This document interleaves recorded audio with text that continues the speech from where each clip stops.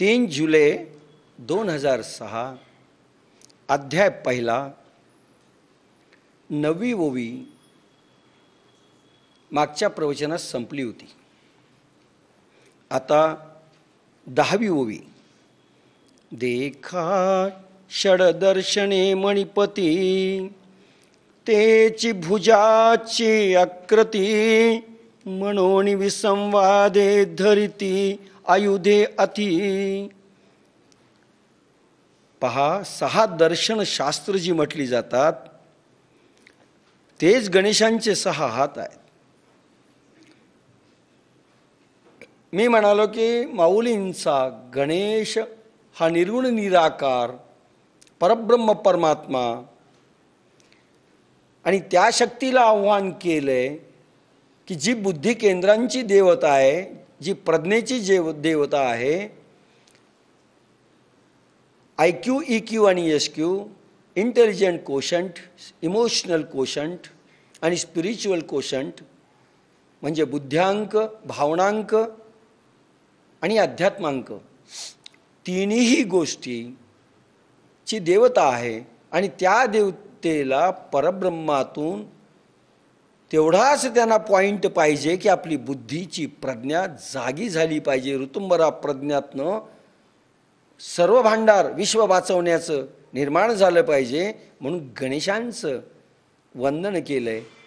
आणि गणेश कसा, तर जे भगवद्गीतेचे विषय आहेत, भगवद्गीतेचा जो प्रतिपाद्य विषय आहे, विश्व वाचवण्याचं जे तत्त्वज्ञान आहे, जे वेद उपनिषदात सर्व ग्रंथात आलेलं आहे, त्याचं सार भगवद्गीता, ते भगवान ज्ञानेश लिहायला निघालेले आहेत. आणि फार मोठं भांडार उघड करायचं आहे, जे पूर्वी कधीच झालं नाही, आणि विश्व वाचवायचं. आणि ते उघड करण्याकरिता मुळात ब्रह्माची ब्रह्मशक्तीची, ज्याला आपण परब्रह्म परमात्मा म्हणू, त्याची आवश्यकता आहे. आणि ती बुद्धी केंद्र जागे होण्याची आवश्यकता आहे.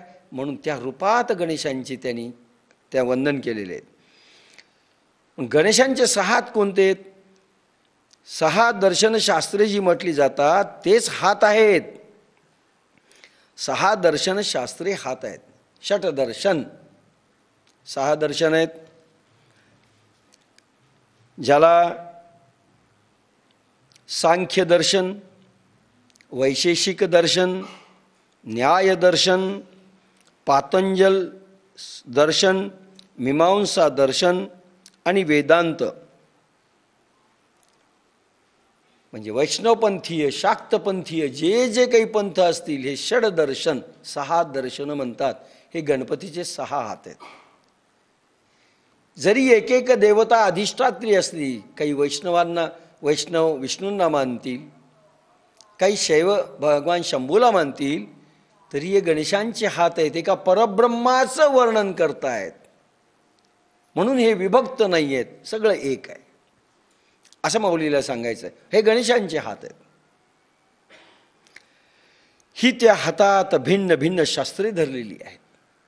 भिन्न भिन्न दिसू शकतं तुम्हाला, मत आणि मतांतर असू शकतं त्यांचं, द्वैताद्वैतवाद, अद्वैताद्वैतवाद, विशिष्टाद्वैतवाद, काय असेल नसेल, पण एका सगळ्यांचं निरूपण एका ब्रह्मशक्तीचं आहे. आणि मग निरनिराळी शस्त्र जरी गणेशांच्या हातात दिसत असली तरी एका गणेशाची आहे, म्हणून ते एक दुसऱ्याच्या विरोधी नाही आहेत. तरितर्कतोची परशु नीतिभेदांकुशु, वेदांत तो मारसु मोदक मिरवे. त्यातील तर्कशास्त्र हा परशु, न्यायशास्त्र प्रमेयादी, पदार्थाचा तत्वभेदा अंकुश, आणि वेदांत शास्त्र जणू ब्रह्मरसाने भरलेला आणि रसाळ मोदक शोभतो. तरी तर्क तोची परशु, तर्क म्हणजे न्याय, मीमांसा, न्यायशास्त्र. जे न्यायशास्त्र आहे अध्यात्मातलं, ज्याला न्यायमीमांसा म्हणतात, त्याला तर्काशी उपमा दिलेली. अग्नी असेल तिथे साऊंड आहे, आवाज आहे, तर्क आहे.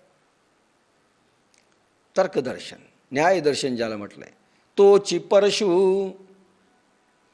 एखादा अध्यात्मामध्ये आंधळी श्रद्धा राहू नये म्हणून तर्कशास्त्र आहे.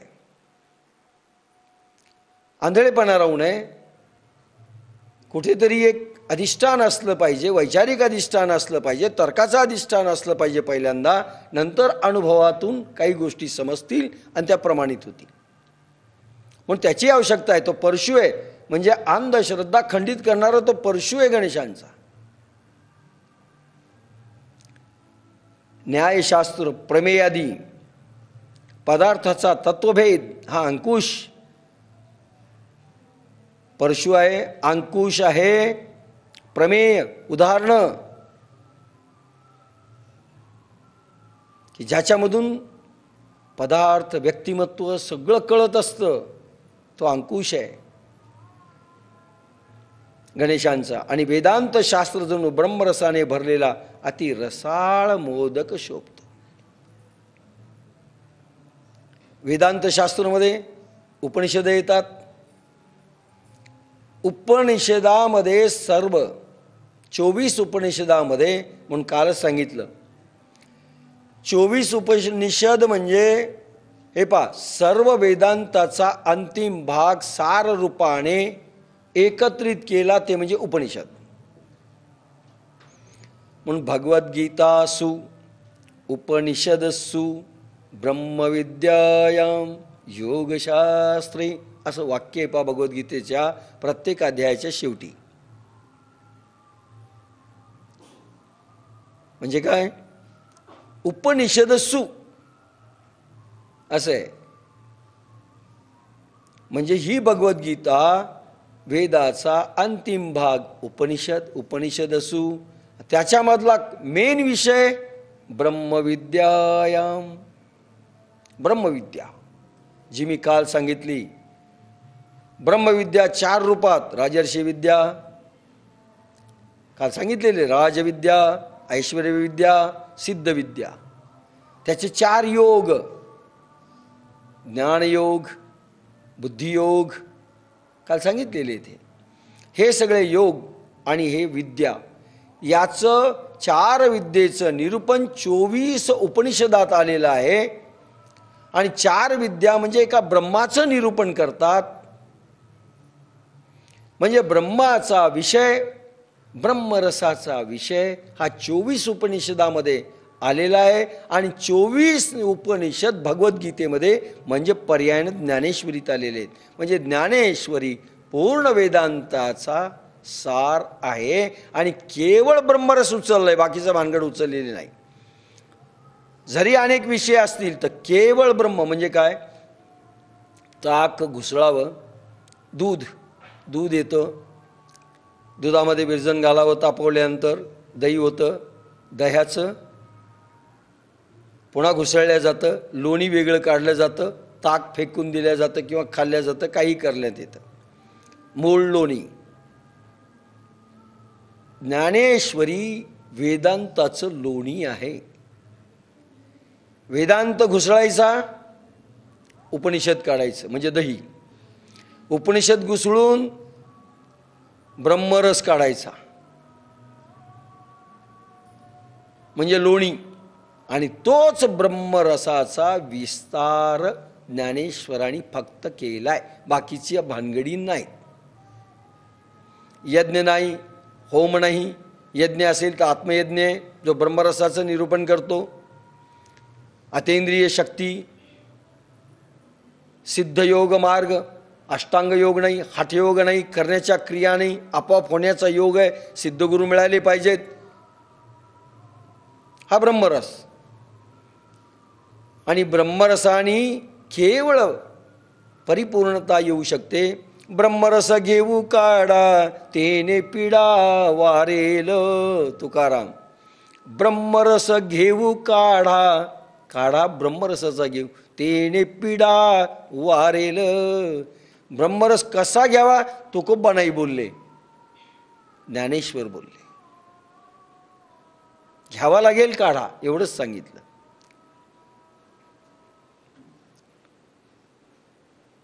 त्यांनी पात्रतेचे प्रयोग सांगितले आणि स्लाईट असा शो दाखवला काय व्हायचं आहे. गुरु मिळण्यापर्यंतचा अभ्यास सर्व संतांनी सांगितला, पण सिद्ध गुरु मिळाल्यानंतर ब्रह्मरस कसा चाकायचा आणि घ्यायचा फक्त भगवान ज्ञानेश आणि भगवद्गीता बोलली.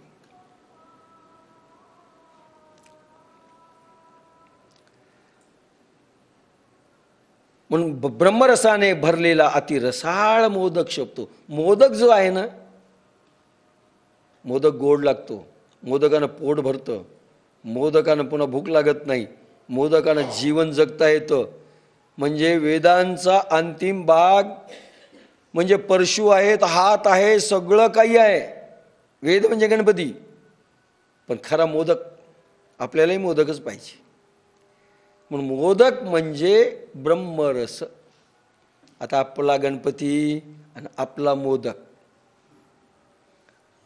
आणि माऊलीचा गणपती आणि माऊलीचा मोदक ब्रह्मरस. तुकारामाचा काढा ब्रह्मरस घेऊ काढा, तेने पिढा वारेल. ब्रह्मरस ज्यानी ब्रह्मरस घेतला, ज्यानी ब्रह्मरस समाधी अवस्थेतून चाखला, ज्यांनी साधनेमधून श्री गुरु कृपेनी ब्रह्मरस चाखला, तोच मोदक आहे. त्यानं पुन्हा दुसऱ्या मोदकाच्या पोट भरण्याकरता ठीक आहे, दुसऱ्या मोदकाच्या नादी लागू नये. हा बालवर्गाचा धडा आहे. मोदक खरा मोदक ब्रह्मरस.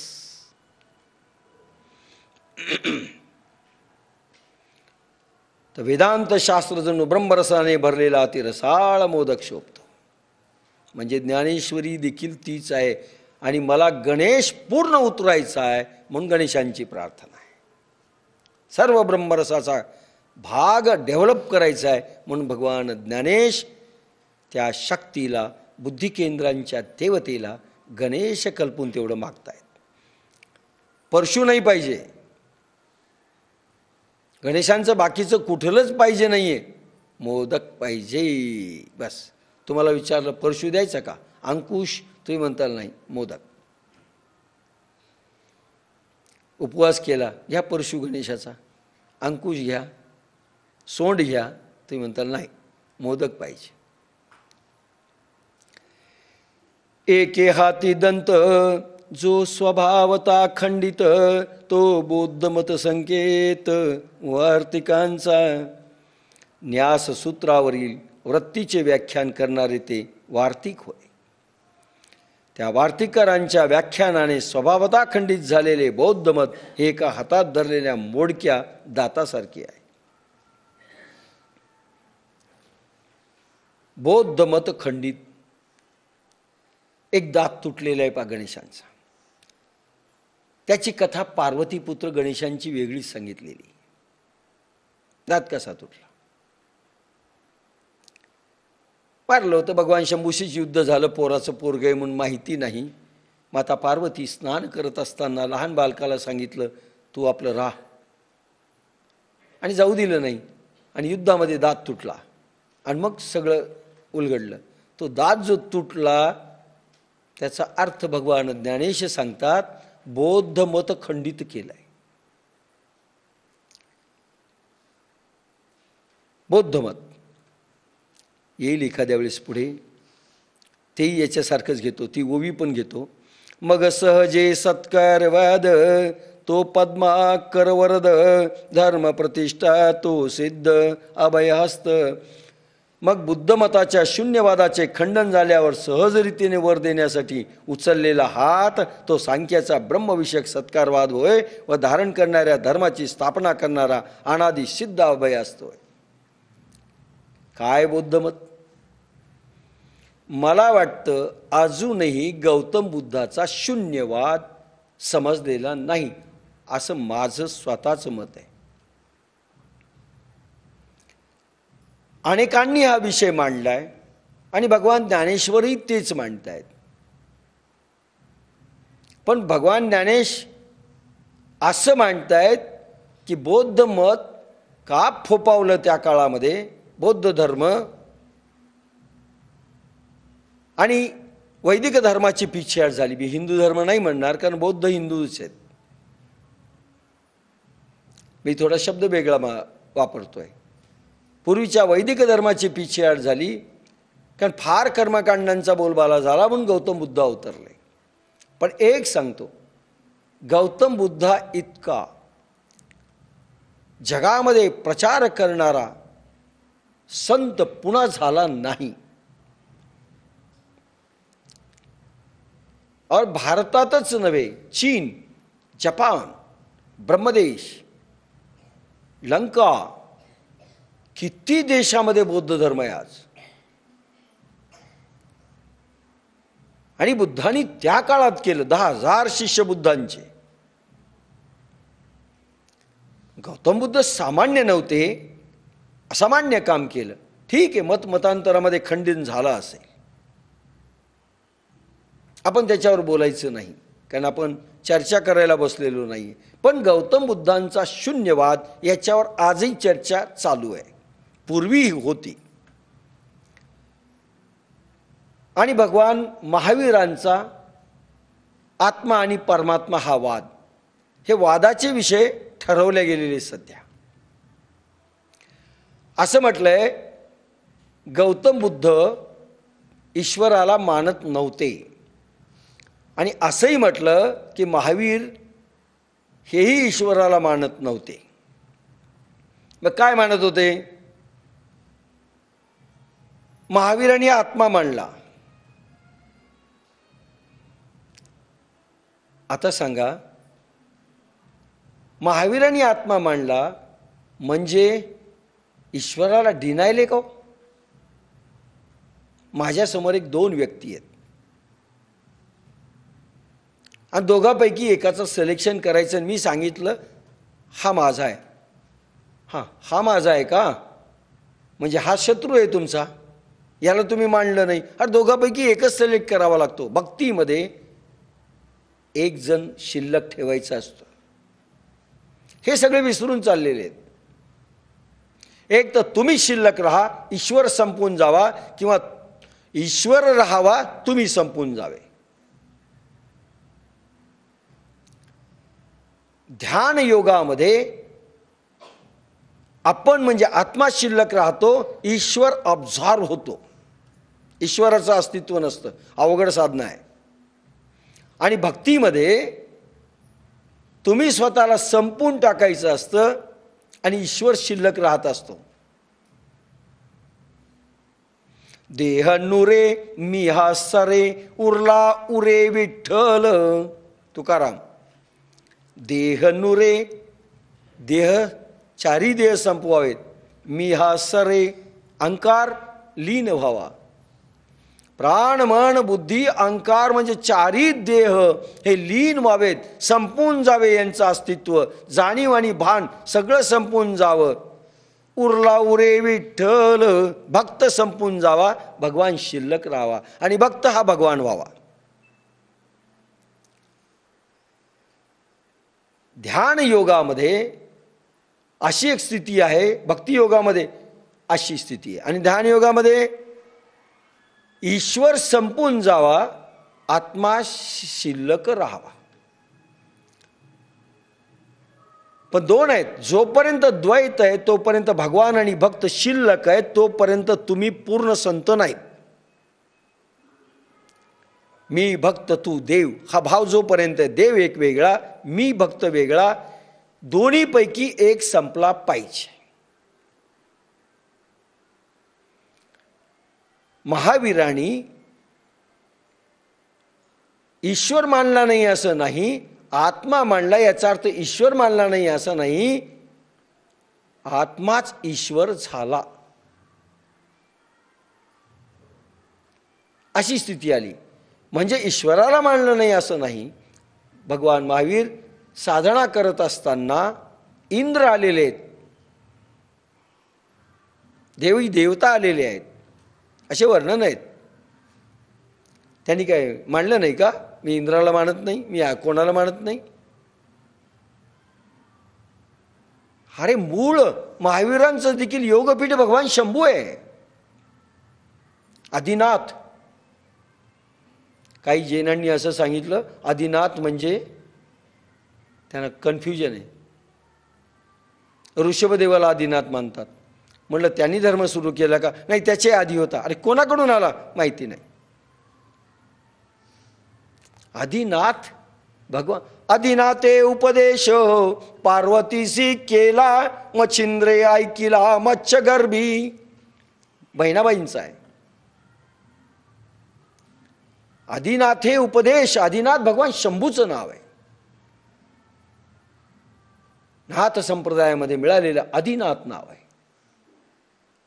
आणि भगवान शंभू ऋषभदेव हे मनूंच्या वंशातले येतात. आणि भगवान मनूला भगवान विष्णूंचा राजर्षी योग आहे. आणि स्वतः राजर्षी योगी ऋषभदेव आहेत. म्हणजे परंपरा कुठून सुरू झाली? भगवान शंभूपासनं सगळ्या लाईनी तिथूनच स्टार्ट झालेल्या आहेत. नावं तुम्ही काही द्या. हा आमचा लाईट आहे. आपलं कसं झालंय, हे ट्यूब माझे आहेत, हा लाईट माझा आहे. तुमच्या घरी मी आलो, नाही, हा माझा लाईट आहे. अरे मूळ कुठून यायली ती वीज? एखाद्या परळीवरून यायली, थर्मलमधून. ते पाहणं. माझं तुझं ठीक आहे, माझंही नाही तुझंही नाही, लाईन एकच आहे. म्हणून तोही बरोबर नाही. आणि भगवान गौतम बुद्धांनी शून्यवाद मांडला. मला असं वाटतं तेही कन्फ्युजन लोकांना कळालं नाही. एक अवस्था अशी येत असते समाधीमध्ये, ब्रह्मसाक्षात्कारानंतर, की समाधी म्हणजे लोकांचा अर्थ कदाचित बेशुद्धी असेल तर चूक आहे. समाधीमध्ये काहीच समजत नसेल. दारू पिऊन जसा माणूस बेशुद्ध होतो तसं समाधीमध्ये होत नाही. गांजा पिऊन, दारू पिऊन बेहोश नसतो. समाधीमध्ये जाण आहे. एक कोणीतरी जागा आहे असं वाटतं. कोण जागा आहे माहीत नाही. काही दिसत नाही, काही दिसत नाही.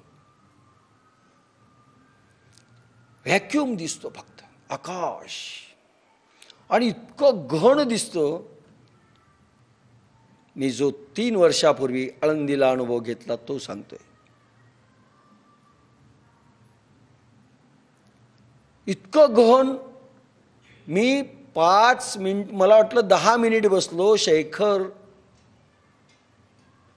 आणि मी 2.5 तास बसलो होतो. शेखर म्हणाले साधक वाट पाहतील, तुम्हाला किती वेळ झाला वाटतं? मला 10 मिनिट. म्हणले 2.5 तास बसलोय. दगडासारखं शरीर झालं होतं. आणि बुद्धांचे शरीर दगडांचे दाखवलेत, महावीरांचे दाखवलेत, सर्व तीर्थंकराचे दगडासारखे दाखवलेत. आणि शरीर हालत नव्हतं. मला वाटलं आता हात तरी कसा उचलावा. मी म्हणलं म्हणून तर दगडाच्या मूर्ती शेखर दाखवलं. बरं बोलतोय मी, हात उचलत नाही, शरीर हालत नाहीये. म्हणलं आता कसं व्हावं? आणि त्यानंतर मी पाहिल्यानंतर म्हणलं अरे शून्य दिसतंय. गायत्री मंत्राचा उच्चार करतोय, मंत्रच गायब झाला, शब्द गायब झाले. मूर्ती म्हणजे प्रत्येक गोष्ट गायब झाली. आणि व्हॅक्यूम दिसायला लागला, फक्त व्हॅक्यूम, काहीच नाही. मग त्यांना म्हणलं शेखर, हाच तर बुद्धांचा शून्यवाद नसेल? परब्रह्म परमात्म्याचं वर्णन, ज्याचा अनुभवाचं वर्णन हे शून्यच केलंय. आणि माऊलीने पण तेच केलंय. मोटके एवढे बिंदुले,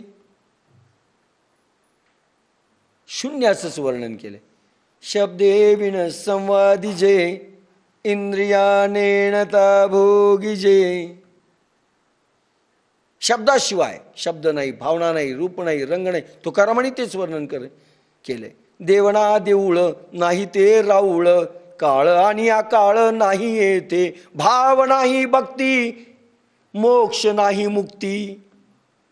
तुकाराम. कुठे गेला तुमचा पंढरीचा पांडुरंग? निरंजनी आम्ही बांधिले घर, निराकार राहिलो आम्ही, निराकार चिद्रूप राहिलो आम्ही. निरंजनी मी घर बांधलंय. देवना देऊळ नाही ते राऊळ, काळ आणि आकाळ नाही येथे, अशी अवस्था समाधीमध्ये तुकोबांची झाली. राऊळ नाही, देव नाही, पांडुरंग नाही, काही नाही. भाव नाही, भक्ती करायला समोर पाहिजे ना देव, तोही गायब. म्हणून भावही गायब. भक्तीला भाव लागतो ना, आणि पुढे देव लागतो. आपण भक्त असावं तर भक्ती. भाव नाही भक्ती, मोक्ष नाही मुक्ती. मोक्षही नाही, मुक्ती नाही, व्हॅक्यूम. आणि असे बाबाजीने केले असं म्हटलंय शेवटच्या ह्याच्यात. सापडली वाट जाता गंगा स्नाना, मस्तकी तो जाना ठेविला कर स्वप्नात, दीक्षा दिली तुकारामांना. गंगा स्नानाला जात असताना हात ठेवला श्रीगुणी डोक्यावर.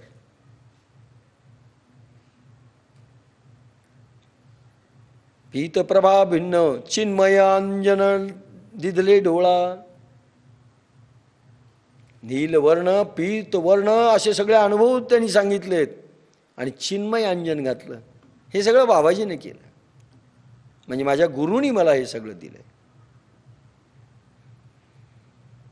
आणि फील होतंय त्यांना. सद्गुरु राये कृपा मज केली, परी नाही घडली सेवा काही. सेवा करू शकले नाही मी, कारण स्वप्नात आले, हात ठेवला, निघून गेले. सापडली वाट जाता गंगा स्नाना, मस्तकी तो जाना ठेविला कर. फार सुंदर अनुभव लिहिले. निरंजन, आम्ही अशा स्थितीतली आहोत तुकोबा म्हणतात. इथे हाच बोध आहे शून्य. आणि शून्याच्या कित्येक ओव्या आहेत माऊलींच्या. ज्यावेळेस मी ऑडिओ कॅसेटमध्ये बोललो आणि नंतरही बोलेल. आणि मग वाटलं शून्य जर दिसत असेल तर ईश्वर कुठे? ईश्वरी कल्पना खाली आहे, ब्रह्मकल्पना वर आहे, ब्रह्म शून्य आहे. ईश्वर म्हणजे ज्यांनी आकार घेतलाय, खाली कल्पना आहे. म्हणून ईश्वराला मानलं नाही. अरे ईश्वर शब्द खाली आहे. अवतरती ती अवतारा, आता महाशून्याची डोही. वा, ही सुंदर ओवी माऊलींची. अरे तेच बुद्धांचं महाशून्य जे ज्ञानेश्वरांनी वर्णन केले. म्हणजे ज्ञानेश्वर नास्तिक होते का? आता महाशून्याची डोही, जया गंगाशी ठाव नाही, जया गगनाशी ठाव नाही. हे पा, आता महाशून्याची डोही. ब्रह्मस्वरूप महाशून्याचा डो आहे. नास्तिकवाद आहे. गगनाशी ठाव नाही, तया तागा लागेल काही, बोलाचा या. अरे कोणते शब्द देऊ, कोणत्या ईश्वराला नाव देऊ? कारण महाशून्याचा डो आहे तो. हेच बुद्ध सांगत नाहीत का? पण प्रश्न असा झाला, बुद्धांचा शून्यवाद त्यांच्या शिष्यांना समजला नाही आणि निरीश्वरवाद समोर आला. निरीश्वरवाद समोर आला. आणि म्हणून म्हणजे ज्ञानेशांना ही गोष्ट माहीत नाही असं नाही, पण शेवटी त्या बौद्ध मताचं खंडन करावं लागलं. मंडन मिश्राला काशीमध्ये हरवण्यात आलं. भगवान शंकराचार्यांनी हे काम केलं आणि मत खंडन केलं. म्हणजे गौतम बुद्धाचं मत शून्यवाद खंडन नसेल केलं, पण जे लोक तसे त्या काळात म्हणत होते त्यांचं मत खंडन केलं. अरे तुम्ही शून्य म्हणतायत, त्याला ब्रह्म म्हणतायत, त्याला परमात्मा म्हणतायत. त्या शून्याच्या डोळ्यातून ज्या आत्मा निघतो त्याला परमात्मा म्हटलंय. म्हणून मानलं नाही असं नाही, पण तरी बौद्ध मताचं खंडन करावं लागलं. आणि म्हणून तो जसा काय गणपतीचा तुटलेला दात आहे, पण गणपतीचा हे लक्षात घ्या. याचा अर्थ बौद्ध मत वेगळं फेकलेलं नाही आहे. अरे गणपतीचाच तो एक आकार आहे. मानत होते चूक, तेवढाच खंडित झालेला आहे, पण गणपतीचंच वर्णन येते. म्हणजे ज्ञानेशांनी पर्यायाने हे सुचवलं आहे की बौद्ध मतही म्हणजे कुठलेही धर्म असो सगळे गणपतीचे आहेत. जैन असो, बौद्ध असो, कोणी असो, चुका केल्या असतील समजून घेण्यामध्ये, दोष गौतम बुद्धांचा नाही, दोष महावीरांचा नाही. आणि म्हणून मग शून्यवादाचे खंडन झाल्यावर सहजरीतीने वर देण्यासाठी उचललेला हात तो सांख्याचा ब्रह्मविषयक सत्कारवाद होय व धारण करणाऱ्या धर्माची स्थापना करणारा अनादि सिद्ध अभय असतो. गौतम बुद्धाचं असं झालं, श्री गुरु समोर नाहीत आणि म्हणून ज्या काही कल्पना, काही गोष्टी समोर आल्या एकदम, आता ते सगळं सांगत नाही, एकदम नंतर म्हणजे परभणी स्टेशनला होते आणि दिल्लीवर उतरले, मधलं भानगडीत जरा माहिती नाही. डोळे झाकले आणि सरळ दिल्लीला उड्डाण केलं. दिल्ली माहीत, गल्ली माहीत, मधले स्टेशन माहीत नाही. आणि मग लोकांनी तर्काने काही काढलं, त्यांनी काही सांगितलं असेल, ते उड्डाण करून गेले. एकदम बोधिवृक्षाखाली समाधी लागली. ती खीर खाल्ली. सुजाता म्हणून त्यांची एक शिष्या होती, तिने खीर आणली. गळालेले होते, परेशान झाले होते, गवताची काडी खाऊन राहत होते, शरीर क्रश करून टाकलं होतं, नदी ओलांडता येत नव्हती, इतकी शक्ती खतम झाली होती. आणि शेवटी बसले. ती सुजाता म्हणून होती, तिनं खीर आणली, खीर खाल्ली, समाधी लागली. आणि त्या समाधीतून नंतर 7 दिवसानंतर इंद्रानं खाली उतरवलं. जग काम करायचं आणि समाधी अवस्थेमध्ये शून्याचंच दिसलं, बस तेवढंच सांगण्यात आलं. पुढे कार्याला लागले आणि त्यामुळे त्याला काय काय नावं द्यावी हे समजलं नाही, वेळ मिळाला नाही. अनुभव मात्र पक्का सांगितला दिल्लीचा, शून्याचा. लोकांनी असा अर्थ घेतला ईश्वराच्या विरुद्ध आहे शून्यवाद म्हणजे. काही गोष्टी माझ्या सांगण्यातून राहून गेला, तुम्ही काही कल्पना करतात. सोमानींनी याच्यावर टीका केली नाही, याच्यावर हे केलं नाही, निरूपण केलं नाही, बहुतेक येतच नसावं. सगळ्याच गोष्टी निरूपणात येतील अशा नाही. आणि म्हणून असं झालं. तरी म्हणून खंडन करावं लागलं. पण हे गणेशाचाच तुटलेला दात आहे, हा दुसरा नाही, फॉरेन बॉडी नाही, फॉरेन टूल्स नाही, शत्रुवत नाही, आपला भाग आहे असं म्हटलंय. म्हणून हात जो असा केला, बौद्ध मत जे काही प्रचलित त्या काळात होतं ते खंडन करून, जसं काय गणेशाने अभयहस्त दिलाय सांख्यशास्त्राचा, की अरे पुढे असा विशाल ब्रह्मसागर आहे, त्याला तू शून्य म्हणतोस ना, तेच परब्रह्म आहे. हा अभयहस्त देणारा गणपतीचा हात. देखा विवेक तव सुमिवळ, तोची शुंडाश दंड सरळ, जेथ परमानंद केवळ महासुखाचा. देखा विवेक तव सुविमळ, देखा विवेक तव सुविमळ, तोची शुंडा दंड सरळ, जेथ परमानंद केवळ महासुखाचा. ज्या गणेशांच्या ठिकाणी केवळ महासुखाचा परमानंद आहे,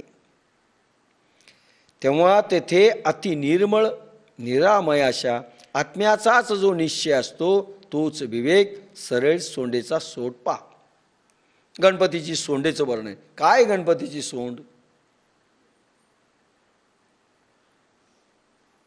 गणपतीची सोंड काय? आपल्याला एकच माहिती आहे, हत्तीचं मुंडकं आणलं आणि लावलं. अटल बिहारी वाजपेयींनी, पंडित दीनदयाळ उपाध्याय वारले, जनसंघाचे अध्यक्ष, सगळे लोक शोकाकुल होते की भारताचा एक फार मोठा अर्थशास्त्रज्ञ पंडित दीनदयाल उपाध्याय वारले, त्यांच्यानंतर कोण. 40,000 लोक काहीतरी जमले होते उत्तर हिंदुस्थानात एका ठिकाणी. सगळेजण शोकाकुल अवस्थेत होते. अटलजी उठून उभा राहिले. आडवाणींना डिक्लेअर केलं अध्यक्ष म्हणून. त्यावेळेस आडवाणी जास्त प्रसिद्ध नव्हते, लालकृष्ण आडवाणी. आणि मी ते भाषण पेपरमध्ये ऐकलं. उठल्यानंतर त्यांनी असं सांगितलं, कोणाला शंका होती पंडित दीनदयालजीचे स्थान घेतील का, तर त्यांनी भाषणात असं सांगितलं, अरे हम ओ माता पार्वती के पुत्र है, जिसका एक सर कट गया तो दूसरा लाके बिठा दिया. म्हणजे आम्ही ते गणेश आहोत, माता पार्वतीचे पुत्र. एक मुंडकं आमचं गेलं तर काय झालं, दुसरं आणून बसवलंय. और ये लाल नहीं दुसरे दीन दयाल है. काय टाळ्या वाजल्या होत्या. लालकृष्ण आडवाणी, ये खाली लाल नहीं, ये दूसरे दीन दयाल है. माँ की गोद खाली हुई है, माँ की कोख खाली नहीं हुई. त्यांचं सेंटेन्स होतं. ठीक आहे, गोदीमधला दीनदयाल गेला असेल, पण कोखमधला आहे ना. एकापेक्षा एक भारतमाता नवरत्नांची निर्मिती करते. म्हणून गणेशांचं ही जी सोंड आहे, हे काय, हा विवेक आहे. आता विवेक ज्यावेळेस आपण शब्द वापरतो, हा शब्दाची घसरण खूप झाली. ह्या शब्दांची घसरण खूप झालेली. सगळ्या धर्मशास्त्रांमध्ये विवेकाचा अर्थ, विवेक शब्द वापरलाय पण चुकलाय. जैन, बौद्ध, वैदिक सर्व धर्मामध्ये विवेक शब्द आहे, वैराग्य शब्द आहे, विरक्ती शब्द आहे. अर्थ मात्र घेताना सगळे चुकले. शब्दार्थ घेतला, विवेकाचा अर्थ डिक्शनरी वजा घेतला. विवेक म्हणजे चांगला विचार, सुविचार. आपण म्हणतो अहो विवेक ठेवून बोला, म्हणजे रिलेव्हंट बोला असा अर्थ झाला. विचार करून बोला एवढाच अर्थ आम्ही घेतला. विवेकाचा, वैराग्याचाही तसंच अर्थ घेतला. संसार सोडणं म्हणजे वैराग्य, म्हणून साधूच्या हिंदुस्थानात जास्त झाले.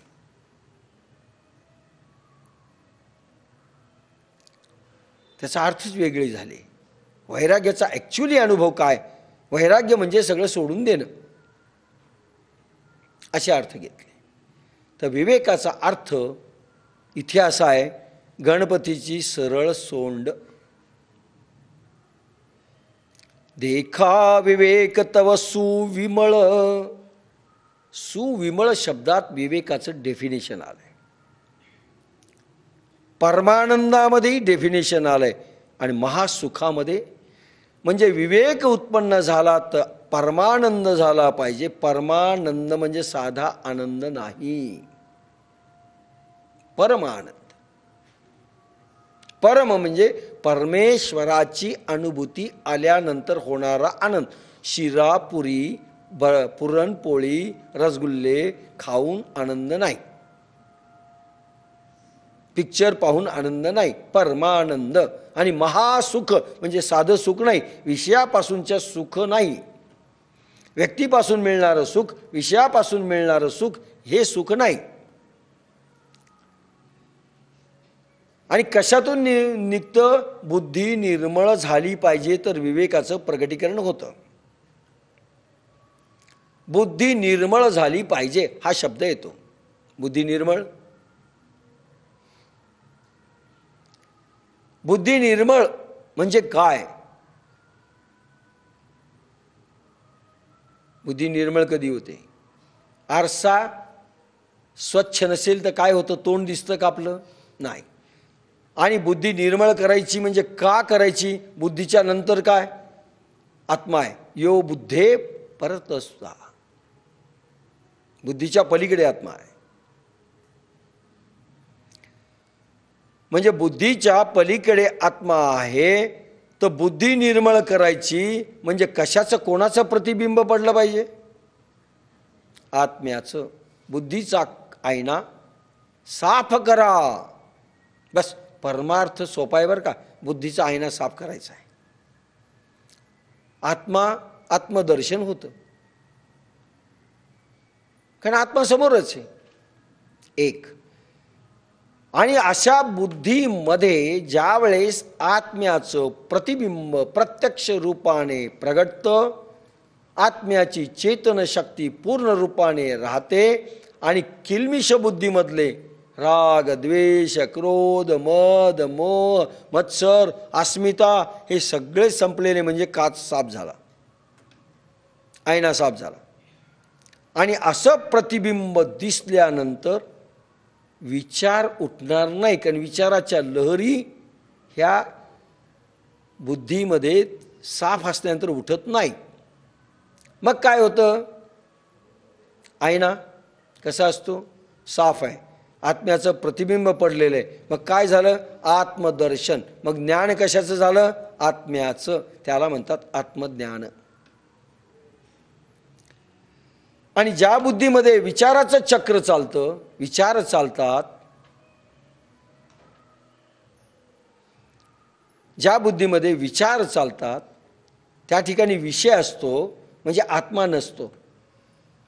म्हणून विषयांचा विचार करणारी बुद्धी म्हणजे काय झाली? विषयी बुद्धी झाली, विचारी बुद्धी झाली, एवढंच म्हणा. आणि आत्मदर्शन केल्यानंतर आत्म्याचं ज्ञान झालं, आत्मदर्शन झालं, त्याला विवेक म्हणतात. ज्या बुद्धीला आत्मदर्शन झाल्यानंतर हा आत्मा आहे, हा परमात्मा आहे, ही जाणीव होते, नव्हे अनुभूती होते, त्या बुद्धीला विवेक म्हणतात.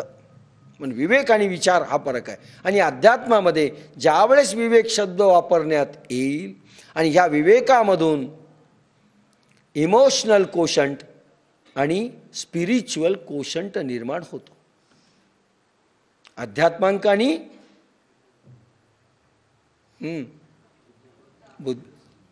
भावनांक. भक्तीमध्ये इमोशनल कोशंट वाढतो आणि समाधीमधून स्पिरिच्युअल कोशंट वाढतो, अध्यात्मांक. आणि अशा रीतीने बुद्धीमध्ये ज्यावेळेस इमोशनल कोशंट वाढतो त्याला विवेक म्हणतात. निस्ती बुद्धी शार्प बुद्धी झाली, IQ इंटेलिजंट कोशंट. इंटेलिजंट कोशंटमध्ये फक्त बुद्धीची शक्ती, विश्वास आणि केंद्रीकरण एवढंच असतं. मनाचं स्ट्रॉंगनेस किंवा मनाचं केंद्रीकरण करण्याची शक्ती. आणि इमोशनल कोशंट आणि हे वाढवायचं असेल तर विवेक जन्म घ्यावा लागतो, आत्मदर्शन जरुरी आहे. त्याला कुंडलिनी जागरणानंतरच हे शक्य आहे. म्हणजे विवेक कुंडलिनी जागरणानंतर, समाधीबोध अवस्थेतनं आत्मदर्शन झाल्यानंतर गाढ विवेक निर्माण होतो. मग ही म्हणजे गणपतीची सोंड आहे, विवेक. आणि तो शुद्ध पाहिजे. त्याच वेळेस बुद्धीचा आईना शुद्ध असेल तर विवेक जन्म घेतो. आणि विवेक जन्म घेतल्यानंतर आत्मदर्शन होतं, त्यावेळेस परमानंद महासुख मिळतं. आत्मानंद, परमानंद, महासुख. देखा विवेक तव सुमिळ, तोची शुंडा दंड सरळ, जेत परमानंद केवळ महासुखाचा.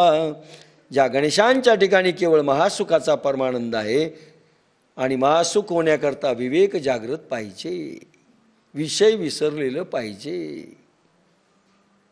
आत्मानुभूती आलेली पाहिजे, त्याला विवेक म्हणतात. आणि तोच गणपतीची सोंड आहे, तीच. तरी संवाद तोची दशन, जो समता शुभ्रवर्ण, देव उन्मेष सूक्ष्मेक्षण विघ्ननाशक. तसेच त्या समअव्यय आत्म्याविषयी गुरु शिष्यांचा किंवा ज्ञानयोगी संतांचा आपसात होणारा जो अनुभवी संवाद तोच समता दर्शक शुभ्रवर्णी दात होय. त्या विघ्ननाशक देवाचे बारीक डोळे अतींद्रिय ज्ञान सूचक आहेत.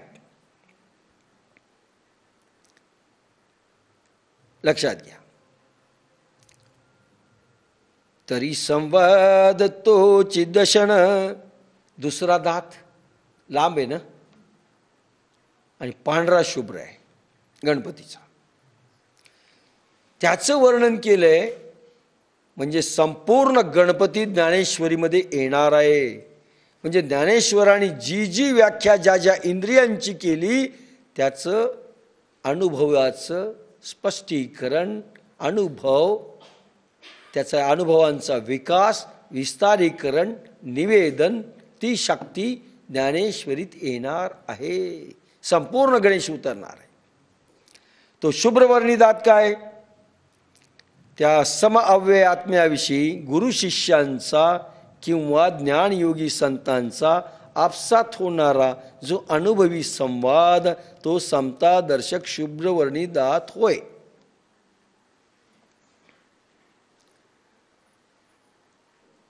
वाचून अनुभव नाही घ्यायचा आहे वेदांताचा. ज्ञानेश्वरी वाचून अनुभव घ्यायचा नाही. एक महाराज शिकवतोय बाकी ऐकतायत, एक मास्तर शिकवतोय तुम्ही ऐकतायत, असं नाही आहे.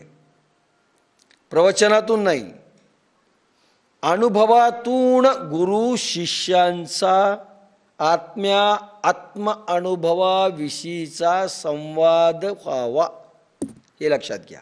शब्दांचा संवाद नाही.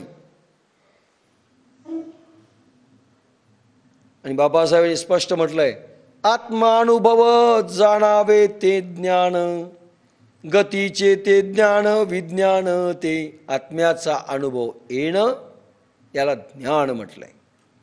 आणि हे ज्ञान प्राप्त झाल्यानंतर गुरुनी अनुभव घ्यावा, त्यांच्या गुरुकडून साधना करावी, अनुभव घ्यावा.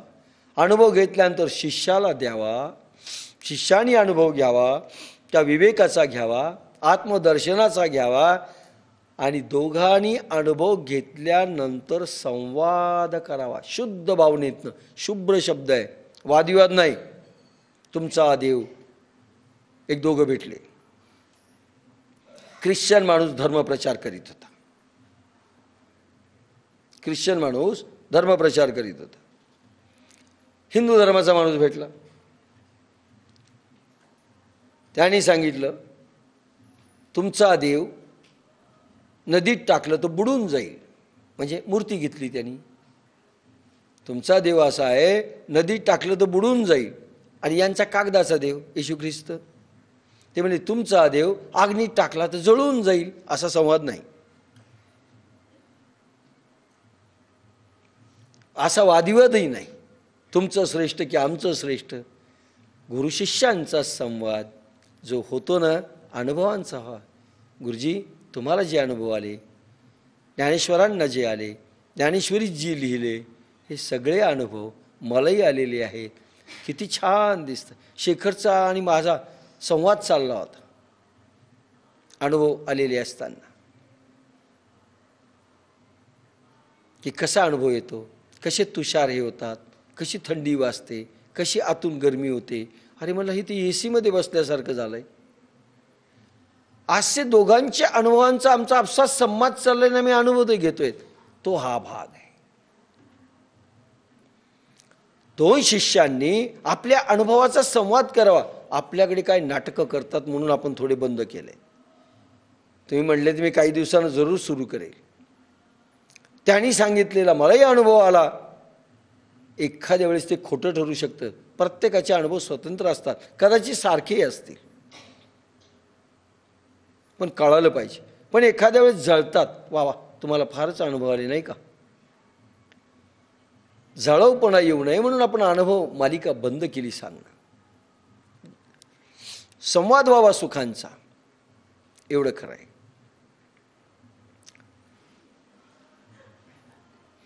त्या समअव्यय आत्म्याविषयी गुरु शिष्यांचा किंवा ज्ञानयोगी संतांचा आपसात होणारा जो अनुभवी संवाद तो समतादर्शक शुभ्रवर्णी दात होय. एक सुफी संत आले कबीरांकडे. त्यांचे शिष्य होते, यांचेही शिष्य होते. दोघांना वाटलं मज्जा येईल, म्हणले वादविवाद झडेल. दोघांनी एक दुसऱ्याचं दर्शन घेतलं, एक दुसऱ्याच्या समोर पाठ ठेवलं आणि जे एक दुसऱ्याकडे पाहतायत, डोळे झाकतायत, रडतायत, कोणीच कोणाला बोललं नाही. आता हे कंटाळले ना. यांना वाटलं वादविवाद झडेल, मज्जा येईल, कोणते गुरु श्रेष्ठ जनतेत सांगता येईल, आपले गुरु श्रेष्ठ. त्याला वाटलं आपले गुरु श्रेष्ठ, आणि बोललेच नाही. आणि सकाळी दोघं उठले आणि चालायला लागले. नमस्ते घातला. ते म्हणजे हे काय संवाद झाला? ते म्हणजे त्यांनी ओळखलं, आम्ही ओळखलं. अनुभूती सारखी होती, अनुभव सारखा होता, शब्दातीत होता. दोघांनी आम्ही ओळखलं, विषय संपला. तो शुभ्रवर्णी दात आहे. दोन संतांचा अनुभव, समतादर्शक सारखा अनुभव, त्याचा संवाद, वादविवाद नाही. त्याला गणेशांची आणि ज्ञानेश्वरीमध्ये अनुभव त्या धर्तीचे असले पाहिजे सांगण्यातले, असा दुसरा भाव आहे. तो गणपतीचा दुसरा दात आहे. वादविवाद नाही. मज अवगमलिया दोणी मीमांसा श्रवणस्थानी बोधामृत मुनी आली सेविती. पूर्व व उत्तर मीमांसा ही दोन्ही शास्त्रे व त्या गणेशांच्या दोन्ही कानाच्या ठिकाणी मला वाटतात. श्री गुरुबोधापासून उत्पन्न होणाऱ्या वैराग्याचा मध हे अमृत असून त्याचे सेवन करणारे मुनी हे भ्रमर आहेत. पूर्व व उत्तर मीमांसा ही दोन्ही शास्त्रे त्या गणेशांच्या दोन्ही कानाच्या ठिकाणी मला वाटतात. पूर्व मीमांसा आणि उत्तर मीमांसा सांगितलेले, मीमांसा वगैरे पुढेही सांगू. ही दोन्ही शास्त्रे गणेशांच्या दोन्ही कानाच्या ठिकाणी मला वाटतात. एक कान पूर्व मीमांसेचा, एक कान उत्तर मीमांसेचा. आणि त्याच्यातनं काय वाटतात? गुरुबोधापासून उत्पन्न होणाऱ्या वैराग्याचा मध हे अमृत असून त्याचे सेवन करणारे मुनी हे भ्रमर आहेत. गुरुबोध झाल्यानंतर साधुबोध झाला नुरोनिया ठेला ठाईच मुरला अनुभवे. ज्ञानेश्वर हरिपाठात म्हणतात साधुबोध म्हणजे गुरुबोध. गुरुनी दीक्षा दिल्यानंतर जो बोध होतो, जो अनुभव येतो, जो मूर्तो,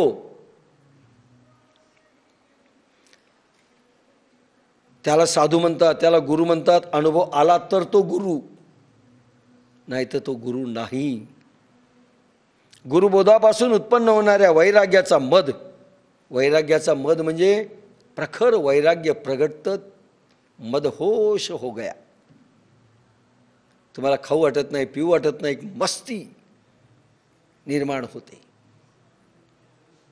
असा निर्माण होतो पूर्व मीमांसा उत्तर मीमांसाचं रसायन श्री गुरु आपल्या बोधामृताने पाजतात. म्हणजे गप्पा नाही, ट्रान्समिशन ऑफ पॉवर जी त्याच्यामध्ये अनुभवाची पूर्व मीमांसा आणि उत्तर मीमांसामध्ये लिहिलेली आहे, तो म्हणजे गुरुबोध आहे. आणि तो गुरुबोधापासून ते आलं म्हणजे तेच गणेशांचे कान आहेत. मजाव गमिलिया दोन्ही मीमांसा श्रवणस्थानी बोधामृत मुनी आली सेविती.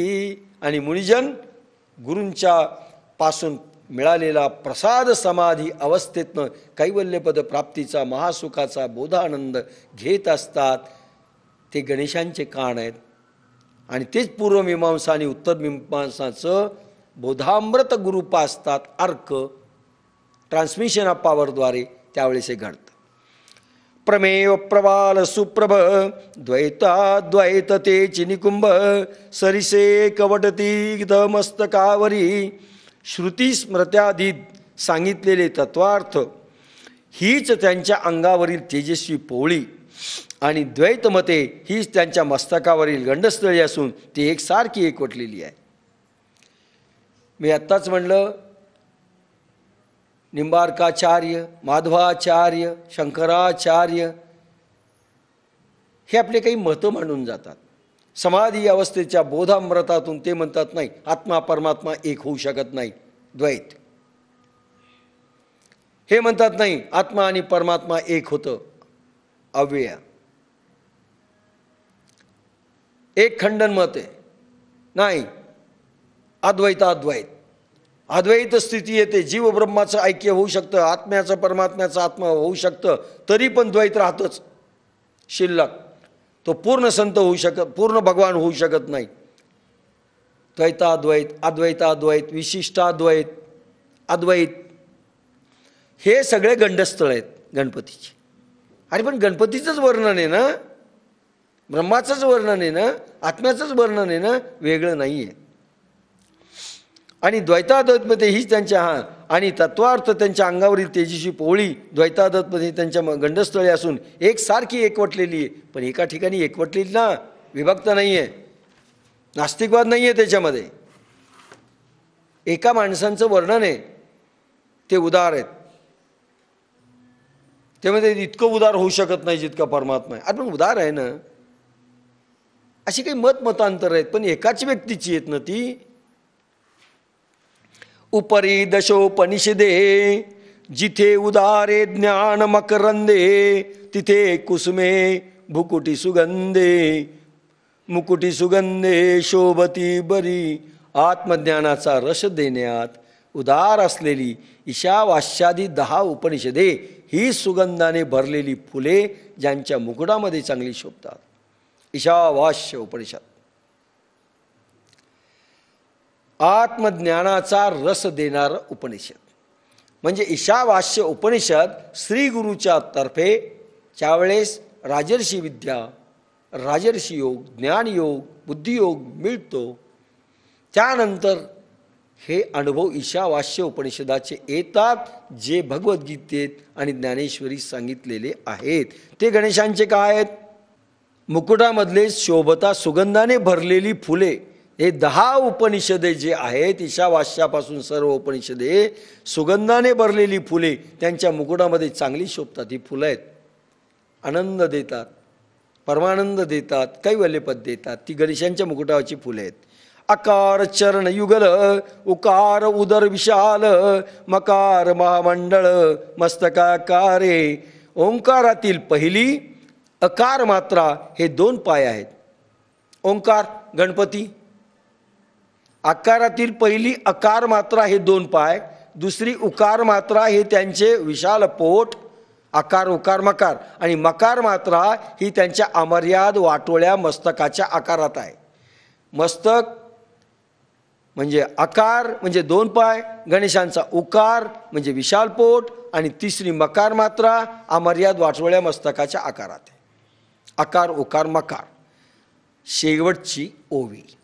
हे तिन्ही जेथ एक वटले, तेत शब्द ब्रह्म कवळले, ते मी मिया गुरु कृपा नमिले आदी बीज. हे तिन्ही जेत एक वटले, आकार उकार मकार, नंबर 1. नंबर 2, हे तिन्ही जेत एक वटले, सहस्रारमध्ये तिन्ही एक वटतात, आकार उकार मकार. ज्यावेळेस त्याची अनुभूती येते, पूर्ण गणेश तुमचा बुद्धीमध्ये प्रगट होतो. पूर्ण ईशावास्य उपनिषद म्हणजे पोटात काय आहे सांगितलंय, पायात काय आहे, डोक्यात काय, 24 उपनिषद, सगळं पूर्णमीमांसा उत्तरमीमांसा सगळं डोक्यात येतं. आकार उकार मकारामध्ये पूर्ण गणपती, पूर्ण अनुभव येतो. ओंकार म्हणून तो हा ओंकारनाद, शब्द ब्रह्म म्हटलंय, शब्द ब्रह्म. आणि हा ओंकार प्रगटला की गणपती पूर्ण प्रसन्न झाला, तुम्ही गणपती रूप झालात, असं झालंय. म्हणून ते म्हणतात की सहस्रारमध्ये एका ठिकाणी एकत्र होतात. म्हणून हे गणेशा तू पूर्ण ओंकार रूपाने तिन्ही याच्यातून माझ्यामध्ये प्रगट हो. आकार उकार आणि मकार त्याच्यामध्ये असणाऱ्या पूर्ण शक्तीनिशी, पूर्ण तत्वज्ञानानिशी माझ्या प्रज्ञेमध्ये प्रगट हो. माझे प्रगटले असा शब्द आहे मी. आणि माझ्या बुद्धीमध्ये ऋतुंबरा प्रज्ञेमध्ये भगवान गणेश प्रगटलेले आहेत. आणि मी हे शब्द ब्रह्म कवळण्याकरिता आता झेप घेतोय. आणि त्या प्रगटलेल्या गणेशांना, बुद्धीच्या देवतेला मी नमन करतोय. ते आदिबीज आहे. हा 20 ओवी आपल्या संपल्या.